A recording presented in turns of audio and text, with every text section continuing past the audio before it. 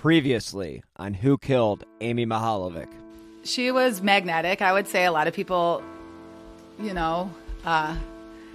were drawn to her. Well, back to Amy. So Amy was a can-do person, very smart. She was very book smart. Bay Village police and the FBI aren't thumbing their nose at any clues, including the remotest of possible leads. Right now, time is the enemy, as the abductor's trail grows colder by the day. 35 FBI agents were assigned to the Mihaljevic case. 100,000 man-hours had been logged. Practically everyone involved in the investigation were clinging to hope that Amy would be found alive. The body of a young female found in Ashland County early Thursday morning has been identified as that of Amy Mihaljevic, age 12, of Bay Village of Ohio. Bay Village school officials had made some preparations for this day everyone wished would never come. Teachers tenderly answered any questions the children had, and the middle school added 4 counselors to its usual 2. Well, whoever took Amy, we know is good with kids. Okay. This is somebody that can talk a kid into anything, getting into a car with a stranger. The only thing I want to say to them is that there were rainbows above their house, and that kind of signified to me that maybe she had gone to heaven and she was safe now. We feel that eventually somebody will give us the tip that will maybe tie it all together, and we'll be able to resolve this. Well, it certainly isn't what we were all, and every one of you two, were hoping for. Amy was. She is gone. But I would ask of everyone here, and those who can't be here, let's stop living in the shadow of Amy's tragedy.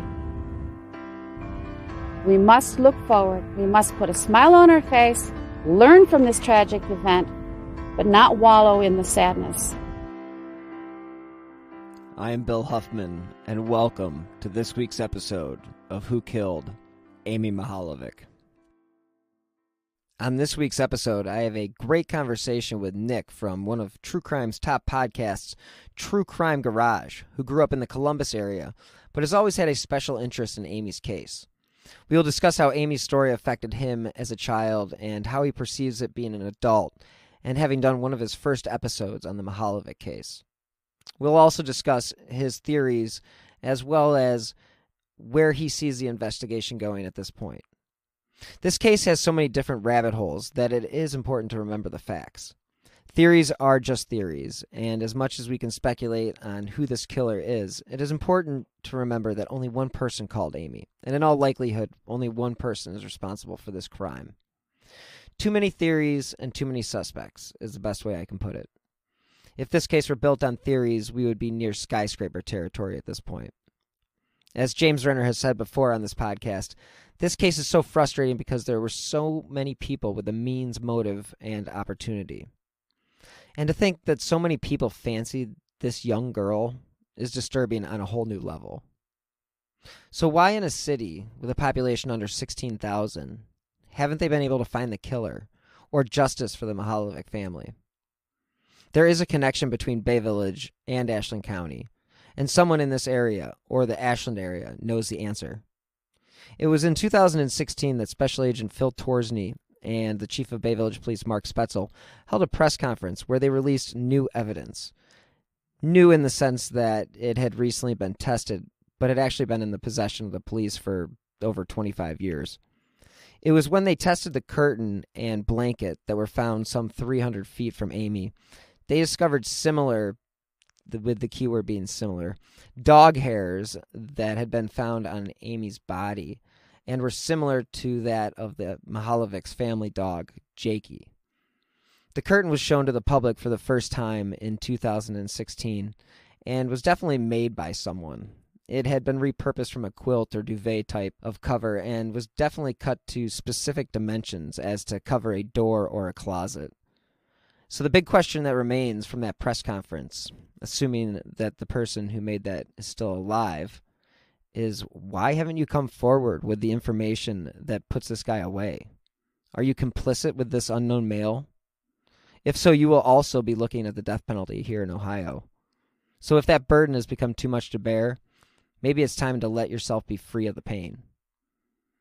Before we get to my conversation with Nick, I think it is important to refresh some of the basic facts of the case. So let's start with the 5 W's of journalism. Who, what, where, when, and why. In a case that is as complex as this one, I will try to keep this as simple as I possibly can. In this case, the who is 10-year-old Amy Renee Mihaljevic. The what, Amy receives a phone call from a man who claims to work with her mother, and he asks if she'd be willing to help him pick out a gift for the recent promotion she had received at work. The where is Bay Square Plaza in Bay Village, Ohio. The when is October 27th, 1989, when Amy was last seen talking with a man outside that Baskin-Robbins around 3 p.m. Amy was missing for about 105 days when around 4 p.m. on February 8th, 1990, the Bay Village police pulled into a driveway at the end of the cul-de-sac. It was 628 Linford Drive, and Police Chief William Garou and 3 FBI agents hurried into the home and broke the tragic news to the Mihaljevic family. They would be told that Amy's body was found about 200 yards north of a farmhouse, near a ditch at the intersection of Ruggles Township Road 126 and County Road 1181. Amy's body was found about 50 miles from Bay Village. So the why. Unfortunately, the reason Amy was taken was probably for sexual purposes. The question that gets asked by listeners the most is whether or not she was sexually assaulted. The short answer is yes. The long answer will come at a later time. As awful as it is to say, the truth is this perpetrator sought Amy out and arranged the meeting for unsavory purposes. This perpetrator had thought his plan out to the point where he was confident enough to meet her in a public place, across from the police station no less. So the biggest roadblock in this investigation is the fact that this suspect is basically a ghost. He appeared one day and took Amy, and has since retreated out of sight. So a lot of the questions that we need answers to, they are only going to come from the killer. So in the meantime, we are kind of left to speculate. So this week, we talk with Nick from True Crime Garage, one of the top true crime podcasts in all the land, about where this case stands today and where it could be going. Thanks again for joining me, Nick. I appreciate the time. I have spent the past 6-7 weeks, discussing what it was like when Amy Mihaljevic went missing, from my perspective as somebody who lived in the city just to the east of where Amy went missing. Mm-hmm. What was it like for you who, you didn't live in the area, but you lived in Columbus? Well, what it was like for me was interesting in the fact that I'm roughly the same age as Amy Mihaljevic. If she were alive today, we would be the same age. So, you come home from school. I would have been in 5th grade, and you come home from school, and if it's not a great weather day, you park your butt in front of the TV. And I had some shows that I like to watch. I think back then probably Growing Pains would have been on, Different Strokes. Those would have been on in the early afternoon, late afternoon, leading up to the 5 o'clock, 6 o'clock news, right? So reruns. Yeah, and I used to love Different Strokes and Growing Pains. Anyway, come home, and I remember sitting on the couch, lying on the floor, whatever, watching TV, and they give you the little news teasers, right? The little news teasers about what we're going to show you on tonight's news. And I would have to guess this would have been a couple of days after she was abducted. So she was abducted on a Friday, on October 27th. I would imagine I probably saw this on a Monday or a Tuesday the following week. But the news teaser was, 10-year-old girl, Amy Mihaljevic, missing since Friday or missing for a few days now.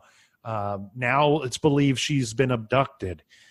I remember seeing those news teasers, and I remember going, crap, that's an individual, a person my age, living in my state, yes, it's a 2.5 hour drive, but living in my same state, my same age. So I identified with the victim. That's the first time I ever recall hearing a news story of somebody abducted or victimized in any way where I identified with the victim. So it naturally intrigued me, the case, immediately, even at my young age. And again, same thing happened. I wouldn't say that at that age, you know, I've said on shows, on my show, and told other people, I've followed this case since '89.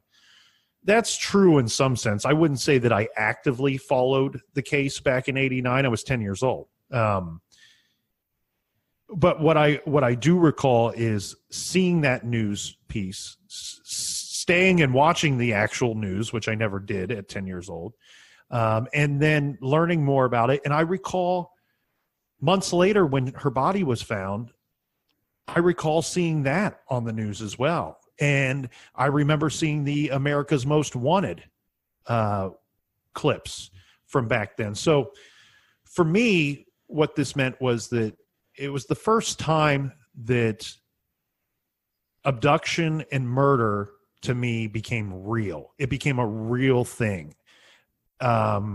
Meaning I had always, you know, watched Unsolved Mysteries, or you read things in the newspaper, or you hear stories at school, or you're told things by adults as cautionary tales.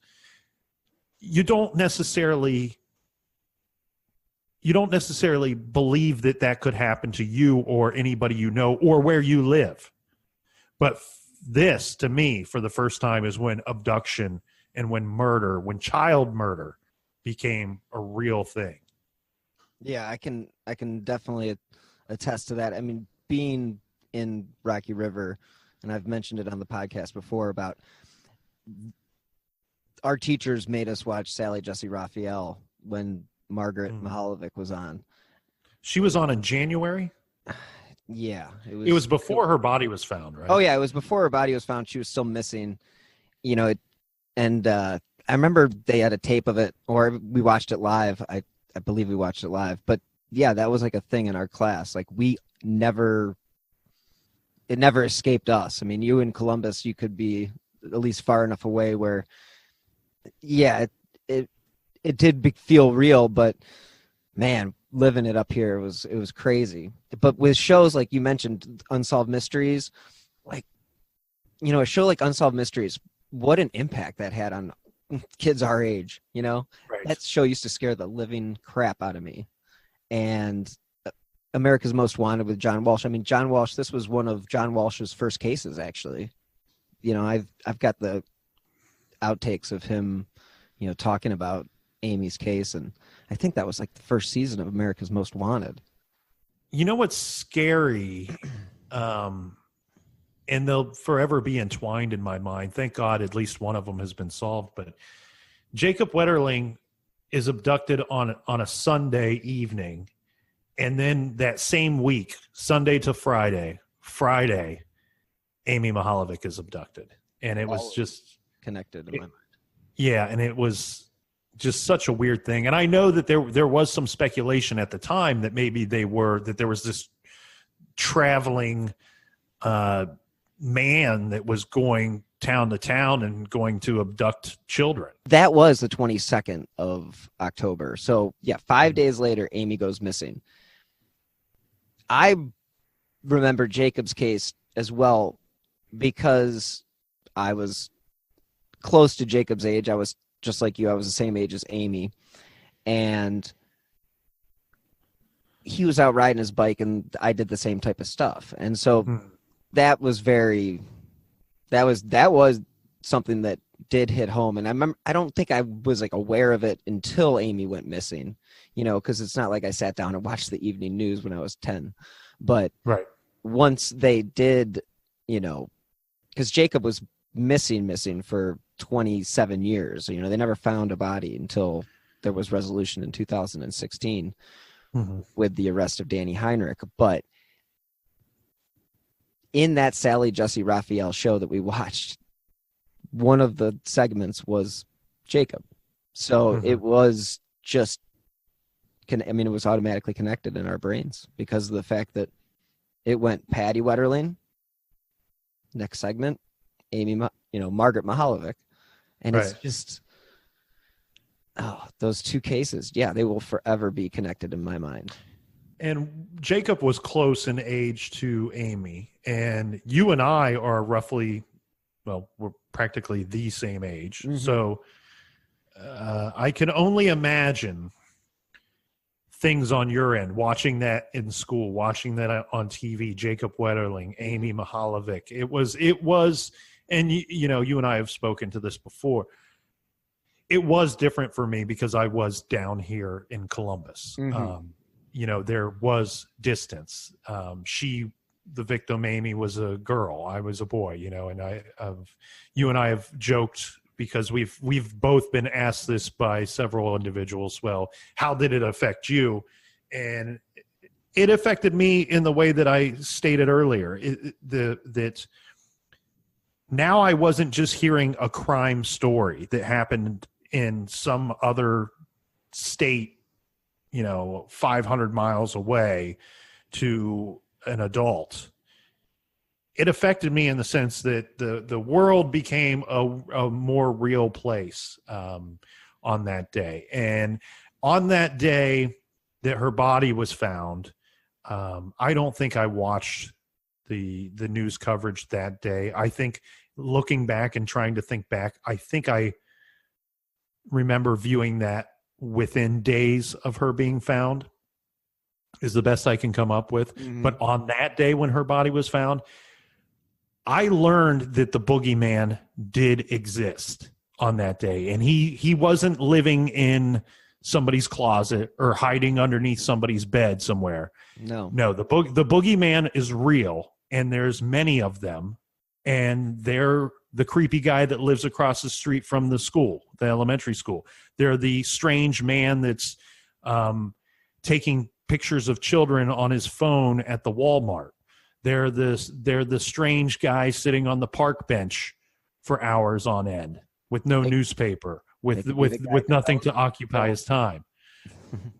They could be the guy developing your film at Walgreens.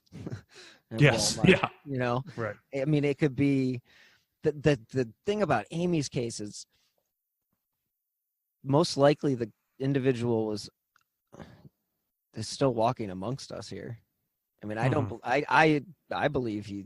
I mean, what do you think? I mean, do you think that he is has fled and has moved on to other things, or do you think that this individual is somebody that is, I don't want to say soaking it up, but enjoying the fact that people are still searching for him?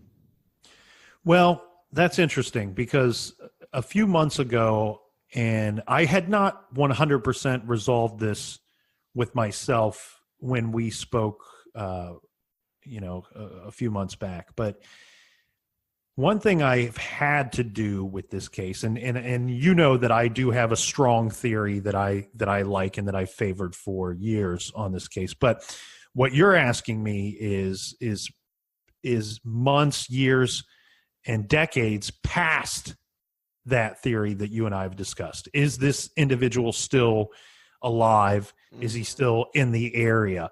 And I've come to a fork in the road with that. And my thoughts on this are, there's two schools of thought that I have on this. One, my gut, and I drove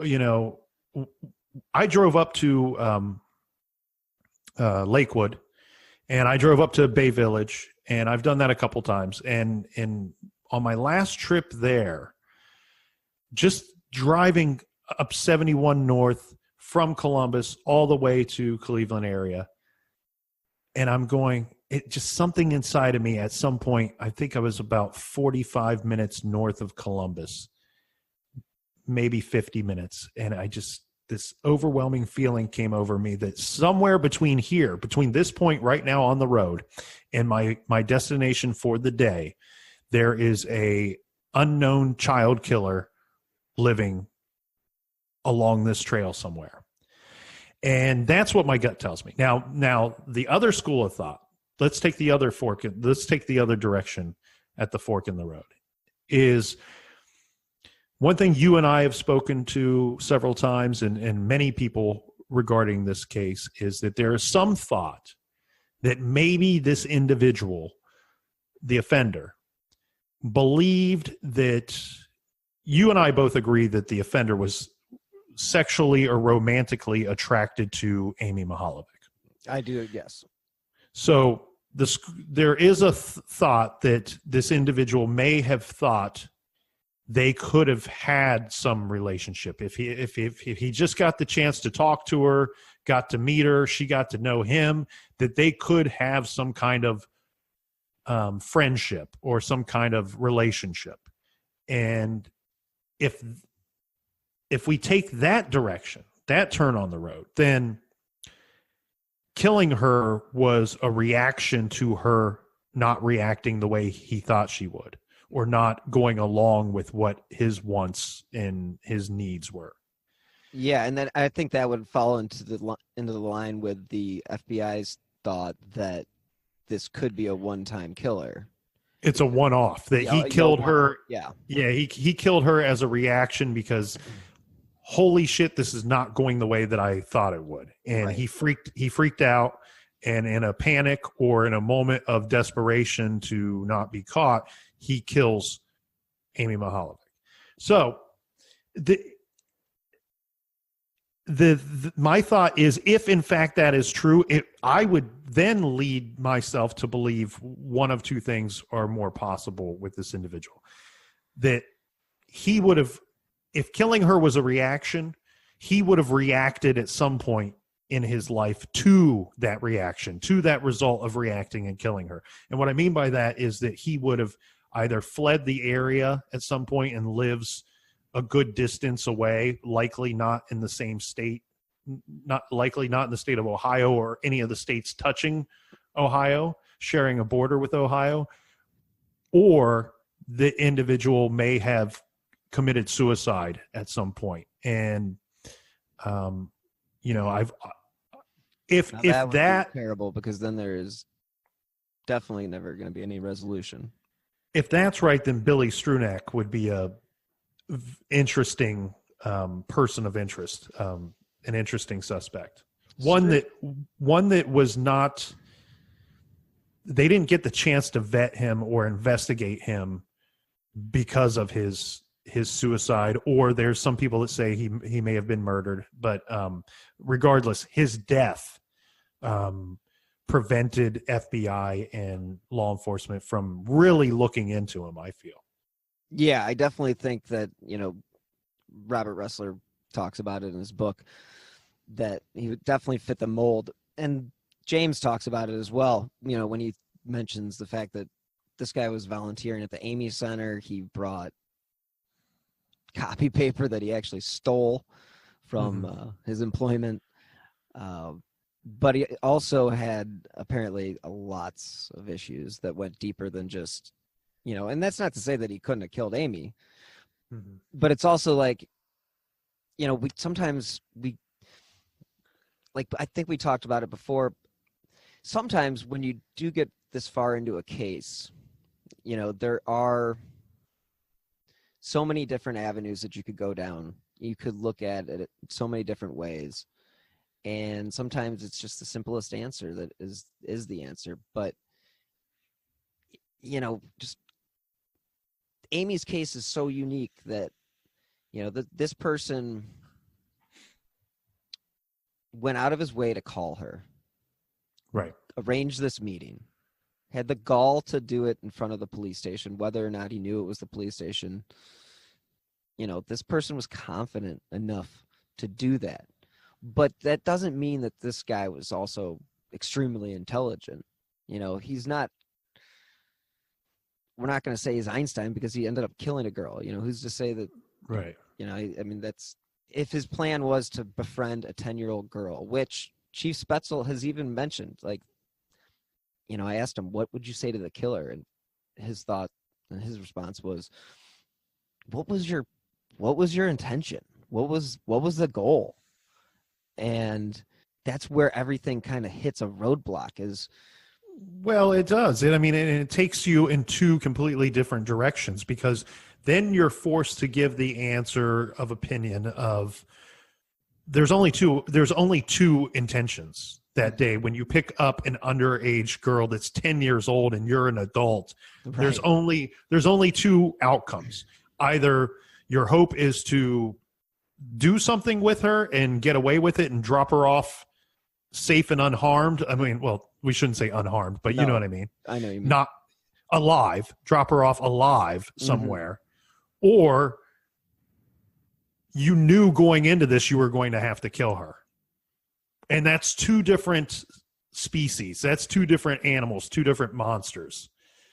Yeah, absolutely. The end result's the same, but it does take it does take you down two different paths, because one is somebody that is going to be a potential serial offender, and the other is somebody who may have, once he did this, freaked the fuck out and just, didn't do anything after that point.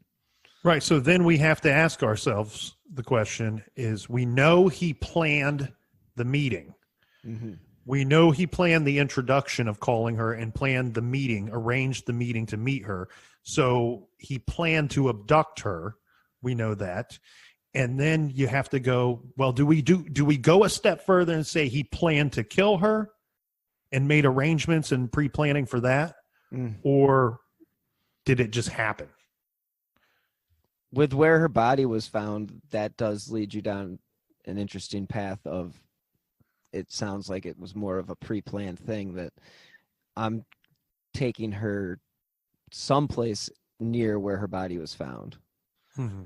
I think there's some debate on whether or not, where she was taken, was it close to where she was taken from, or was she taken all the way down to, where her body was found and then kept down there before she was killed. Right. And I think that's an interesting avenue to go down, because that obviously makes the person who ever did this have real serious ties to the area. And, certain people and certain suspects have fallen into that category, but you wonder, like you've said, that drive, and I don't know, you've said it, I think, on previous episodes, but of your show, but yeah, that's a long drive to be driving with a child that you just abducted. As the I don't know what it would be as the crow flies, but so I drove from Bay Village Plaza, from the shopping plaza, to the roadside area, the field where she was later dumped. The body was later dumped. I drove just that distance, and who knows what route or what stops were made between the abduction and the body dump. We may never know, but I typed it into my phone, and I took what my phone told me to be the quickest route from the plaza to the dump site. And just like you said, I think it was about 25 minutes into the drive. Mm-hmm. If I remember correctly, Bill, it's about roughly a 50, depending on traffic, roughly a 50 minute drive. Absolutely. And I think it was about the 25, 28 minute mark where I picked up and looked at my phone, because I thought, I got to be there by now, or damn near close to it. And I was, no, I'm only about halfway. And the further I went, and the further I went, and the further I went, I kept going, this feels like an incredibly long drive. And I don't have a dead body in my car. And B, what would be even worse and even more difficult to control, I don't have a captive child alive in my car. Mm-hmm. That could present a whole different list of problems for the offender, for the driver, for the person or persons in that vehicle as we make that trip. So I think I lean toward the thought that the individual, that general location of where the body was dumped is is of more significance to him than Bay Village is, or that the shopping plaza would be. That's just my thought. I've always erred on, and meaning I think the individual either lived in that area, grew up in that area, or may have worked in the area at the time of the murder. Yeah, that's most likely with everything that you just presented. Driving with a captive kid or a captive, 10-year-old, it's just, it doesn't seem like a practical means of transit, unless she was tied up and in the trunk. But again, there had to have been another location that this individual went to where he did that. And how many crime scenes are we talking about? Yeah, and I also lean toward the side that the individual did not live in Bay Village. And I'll get into that in a minute. But to answer your question of how many crime scenes are we talking about, that's something that I don't think the average person considers when they're looking at a case. And this is something that I've been taught from detectives, is that there's not just one or two crime scenes especially when you have an abduction that leads to murder and then the body being disposed of. You have multiple crime scenes, and I've been told in most abduction murder cases, at minimum, you're probably looking at 4 to 6 crime scenes. And what I mean by that is, let's kind of check these off as we go. The phone call that is made to her leading up to the abduction, that's technically the investigators would look at that as a crime scene. There are clues to look for there. Any space that there are clues is a crime scene. So that's one. The shopping plaza is 2. That's your second crime scene. That's where he met her. That's where he abducted her. His vehicle, however he transported her, is a crime scene. Then where did they go? Did they go to his home? Did they go to a place where he could, the nicest way to say it is, spend time with her? Mm-hmm. Where was that location? Was it a hotel? Was it a motel? Was it his home? Was it a relative's home? Was it a barn, a piece of property? Where was that? Where did he take her? Well, that's your third crime scene. And then she's transported again, and then the body's dumped. Could be a second vehicle. If so, that's your crime scene number 4. The dump site, crime scene number 5. Yeah, and a lot of those things, like you mentioned about the vehicle, like that's one of the big issues with, the case, is that they never saw a vehicle. Nobody, there isn't any definitive proof. People have come out and said they've witnessed this, they've witnessed that, but that's pure speculation. And without that little bit of information as far as like the type of vehicle, Spetzel even says, like, we had the vehicle, we would have been able to get this guy, 28 years ago or 29 years ago. And the thing about the case that it always sticks with me, but the blanket and the curtain, you referenced a barn, and or it could have been a trailer, but again, what they released, some form of outbuilding. Some sort of place where, let's say, the weather was cold enough that it could have kept a body from quickly decomposing. Mm-hmm. And the curtain and the blanket that they released, you had mentioned that you wished that, and I'm not sure if we talked about it, but you wish that curtain would have been released earlier in the investigation. Yes. But it's also one of those curtains that was used for something that was more than just Phil Torsney believes it was used as like a kind of like a covered up a closet or covered up a basement entrance or like, yes. So I'm a big advocate for not littering, obviously, but also recycling. Right. But something else that I do that I love that others do it as well is sometimes I repurpose things. Something may have served a purpose for me, an item, and rather than throwing it away and putting it in a landfill somewhere, I might use it for a different purpose or construct it, add to it, modify it to a way that I can repurpose it. This item, this curtain, we call it a curtain, but to me, it looks like something that was repurposed at some point, that somebody had made either a quilt or it was some kind of comforter or blanket that was later fashioned into a curtain.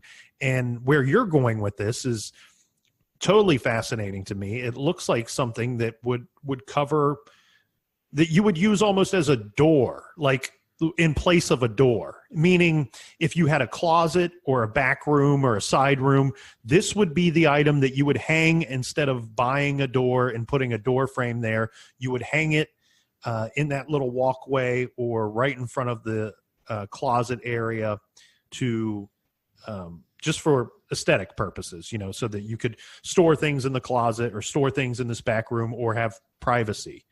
I think that's where you're going with that.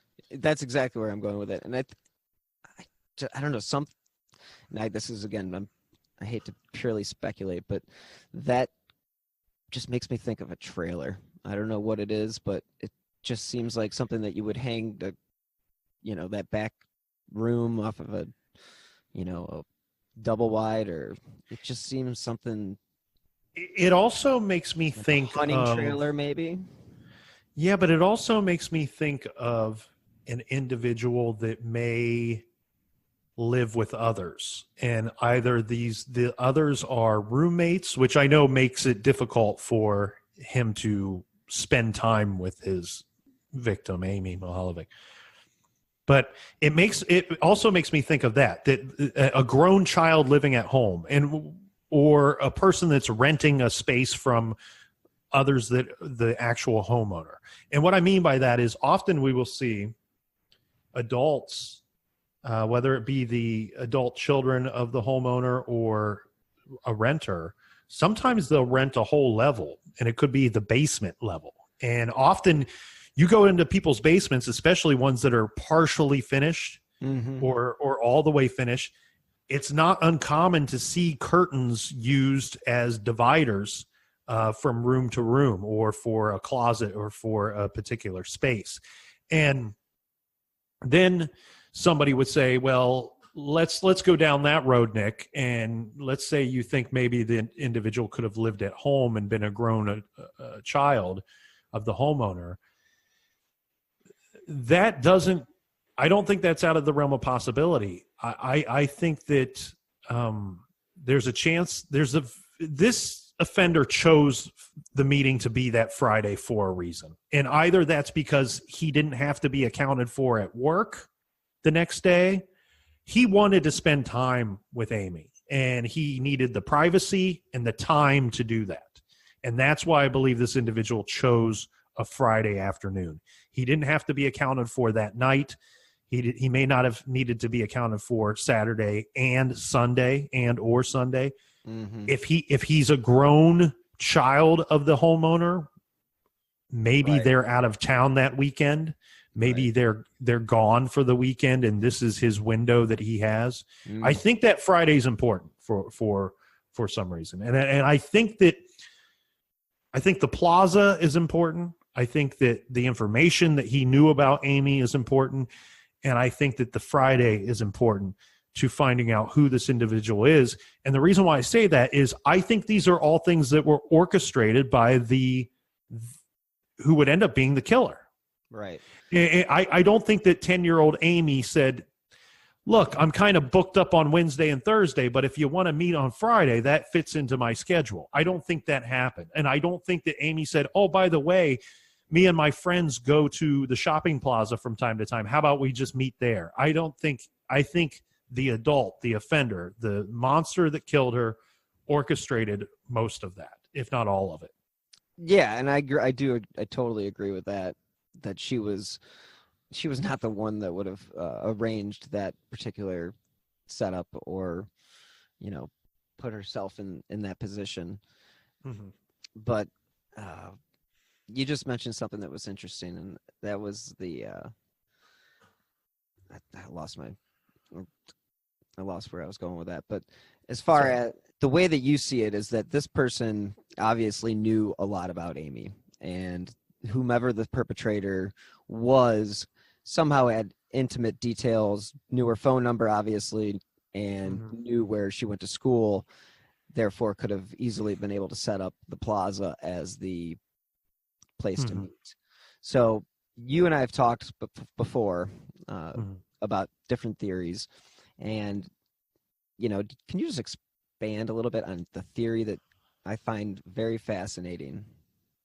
So my theory is, and I want to be clear about this, I'm not tunnel vision with this theory. I'm not married to it. I could be swayed in another direction, but the theory that I've held the longest, and it comes back to my general thought of the essence of this crime, of this murder. And at the essence of it is the grown male offender was sexually attracted to Amy Mihaljevic. I think that this individual wasn't just straight up attracted to any 10, 11, 12-year-old girls.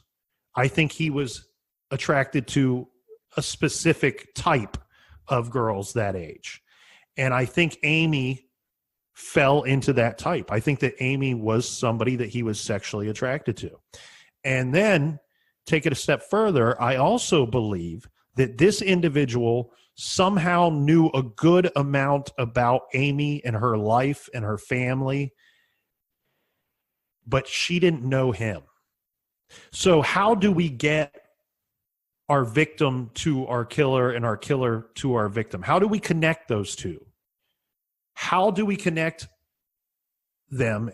You have to find a way that he knew her and knew a good deal about her, but she didn't know him. Now, there's many ways that could happen, but the thing that jumped off the page to me when I, reviewing this case as an adult was the fact that, it's mentioned that, so October is early in the school year, and that they had already taken the class picture or the school pictures that year. Right. Now, I don't necessarily mean that it had to have happened that year, that this information had to get to the killer that year. It could have happened the year before or, months before, or any number of ways. But I'm trying to think of a way that this guy could have seen her, because in this instance, he has to be visually attracted to her. Right. So how did he see her to know that he was attracted to her, but she doesn't know who he is? And then on top of that, he has a bunch of her information, but she doesn't know who he is. And the thing that I keep going back to is school pictures. I remember, I'm the same age as Amy. I remember being 10 years old, and you take home this giant, it was a white envelope, but it was like an 8x11 envelope. It's a big envelope. So you bring it home and you hand it to mom or dad or both, and you say, school pictures are next week or 2 weeks from now. Can you fill this out and put a check in here? Because on Thursday, I have to go back to school and I have to have a check to pay them in advance for the school pictures, and they need your information so they can get those pictures to you. God forbid I can't pick them up at school. And so that envelope that I would get either had a flyer or information form to fill out inside, or it was the back of the envelope. I remember it two different ways because it probably happened different ways from year to year. But regardless, I remember looking at that thing and wondering, man, for my school picture, they got to put down a lot of information, mom and dad's name, child's name, school, age, grade, phone number. Did they have to put where they worked? I don't know if they had to put where they worked or the address, but let's take this a step further. Back then, everybody paid with a check. So on your check, good point. On your check would be either one of two things. It would either be your home address if you were using a personal checking account, or if you were using a business checking account, it would have your business address on there. So it did have your address on there and your name on there. So let's think about this for an example. Let's go through this. If Amy needed to get school pictures, what information could somebody have? And this is the thing. This is what I don't like when I explain this theory. A lot of people immediately go, so the guy that took her picture killed her, abducted her and killed her? No. We're not talking about a 1 or 2 man operation. We're talking about a big company. Those things have to go through a lot of different channels before those pictures get back to the children and their parents, believe it or not. Anybody working there on a permanent or part-time or short-term basis could have come across that information. But if I have that envelope, what information do I have? Well, I can look at the individual that got their picture taken, and I can decide if I'm attracted to them or not, right? I can visually see them. I can decide if I'm attracted to them or not. All right. I'm some creep that's attracted to 10-year-old girls, and it happens to be I saw a picture of Amy Mihaljevic while I was at work in some form, and I kind of like her. I'd like to talk to her. I'd like to meet her. I'd like to whatever. Well, I can see on the check that was enclosed here that her mother's name is Margaret Mihaljevic, and their home address is da-da-da-da-da. And, then on the envelope, here's a phone number. Right. Well, mom has her own personal checking account. Maybe she works. Maybe she has a job. Maybe she doesn't stay at home. I would assume her father works. I mean, it's 1989. That's just the way the world was then. Most parents work 9 to 5, Monday through Friday. School lets out about 3 o'clock. Why don't I call this number at 3 o'clock? Because I'm going to call that number around 3 o'clock, 3:15, 3:30, because that's when it's most likely that she's going to pick up the phone and not mom and not dad, because I don't want to talk to them. Could have also known that she had a brother, and right. He did some investigating that known that he would have been coming home at a later time. And even if I didn't have her address, which I think would have been easy, you would have pulled that right off of the check. Would have been the way to do that. But let's say I didn't have the address. I know the school. I know the school that she goes to, and I can just follow her home from school one day. Now, the interesting thing about this, and the reason why I like this theory amongst some others, because like I said, there's a million ways for this individual, the killer, to know Amy, but her not to know him. There's many different ways that could happen. But the reason why I like this method, this thought, this theory, is that there were calls to other girls in other cities. Typically, these big companies that go around and take school pictures, they don't just work for one school. Their business would fail in a matter of months. They work with many, many schools in a region, in an area, in a corner of the state, in Northeast Ohio. They could have been down here in Columbus taking pictures for all I know. But so what I'm getting at is, I think whoever called Amy, whoever abducted and killed Amy, I think he also was the individual that called the girls in North Olmsted. And that was what my next question was going to be, is do you think... So somehow he was calling and probably trying different ways of luring a girl to meet him. And I think that, unfortunately, with Amy's, it worked, and his other attempts did not work.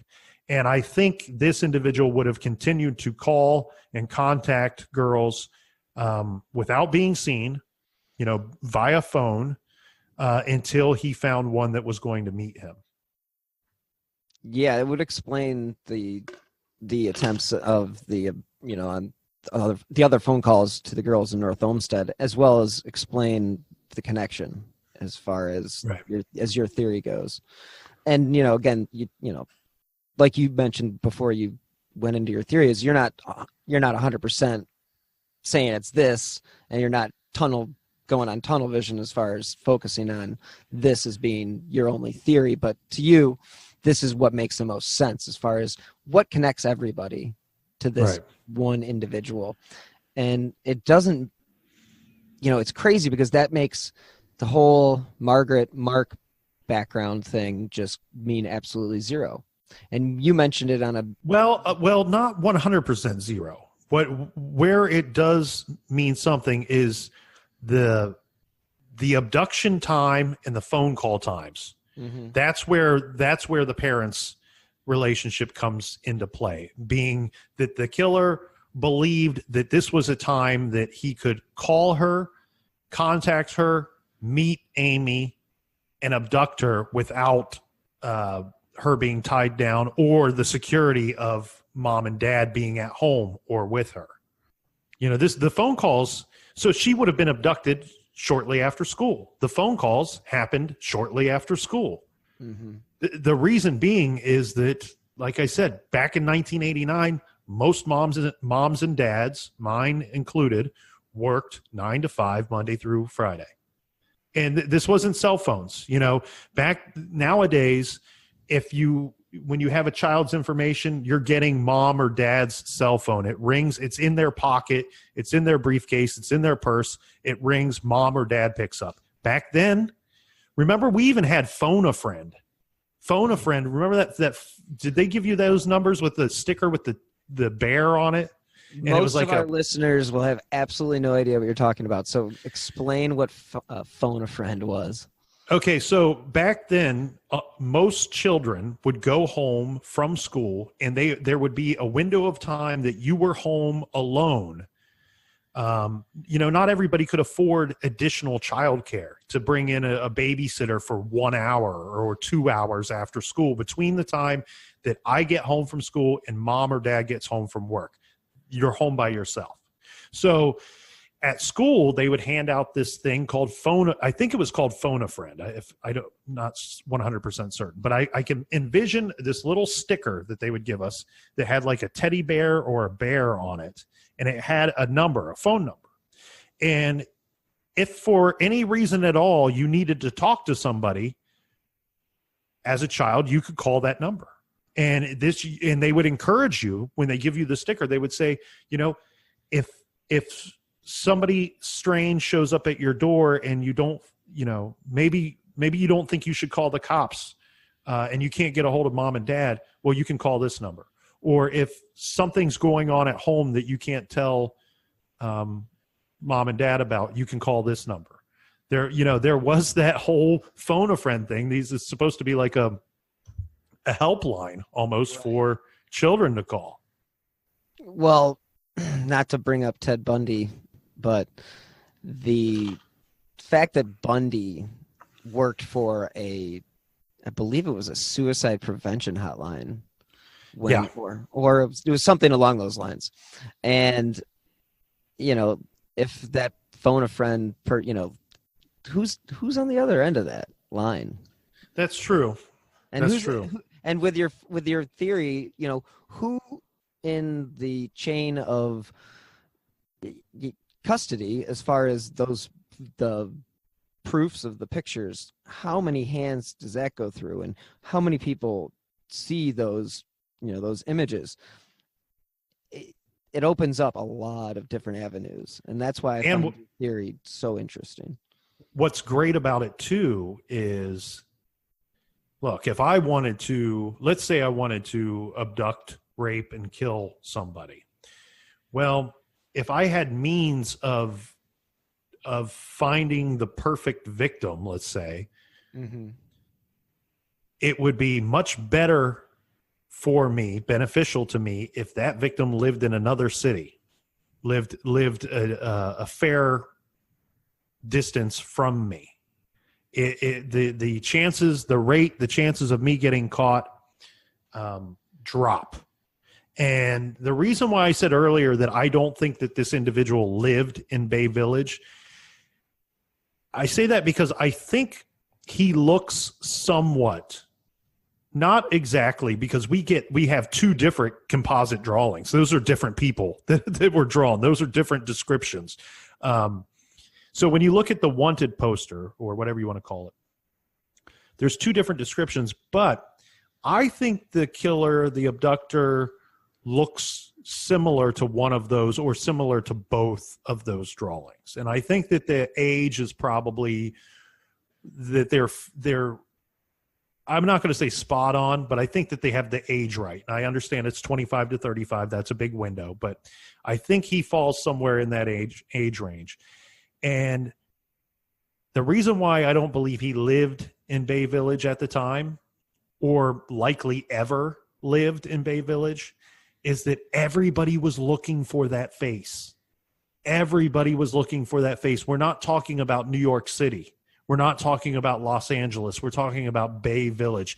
James Renner, 11 years old, is going to the mall and looking for that face. and he didn't even live in Bay Village, and so if he's looking for that face, everybody in Bay Village was looking for that face. And I think this individual, knowing that he was going to meet her at a public place, knew several things had to happen for him to get away with this.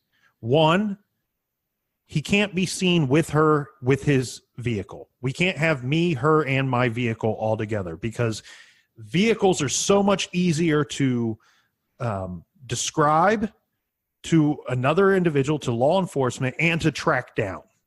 So I can't have my vehicle be seen with me and her, if possible. Two, I can't have her yell and scream when she gets into my vehicle or when I snatch her up, because that's going to cause commotion. Commotion draws eyes and ears, and then everybody will see me and remember me. So knowing he was going to abduct her from a public place, he took those two things into account when he was planning what he was going to do. And I think that he liked that it was Bay Village. And I don't think he lived in North Olmsted either. I think you can kind of, in my thoughts and opinions, are you can rule out anywhere that he was calling, because given the size of the communities, he wouldn't have been able to hide his face if he had to meet them at a public place. And there was going to be somebody that saw him. And if I don't have to show my face there again in the future, then again, that helps my chances of not getting caught. Now, if I live there, everybody is looking for my face, and bad things come of that for the offender. They either get caught or they get scared, and then they flee or kill themselves. My conversation with Nick ended up being longer than anticipated, so I have decided to split this episode into two parts. So tune in next week for part 2 of my conversation with Nick of True Crime Garage. Thank you again for listening to Who Killed Amy Mihaljevic. If you are interested in supporting independent journalism, such as this podcast, you can click on the donate button on the bottom left on whokilledamymihaljevic.com. If you could leave a review on Apple Podcasts or wherever you listen to podcasts, that will also help support the show and help get Amy's story the coverage it deserves. You can contact the Bay Village Police Department at 440-871-1234 if you have any new information regarding this case. The FBI is also offering a reward up to $25,000 for information leading to the arrest and conviction of the individual or individuals responsible for the death of Amy Renee Mihaljevic.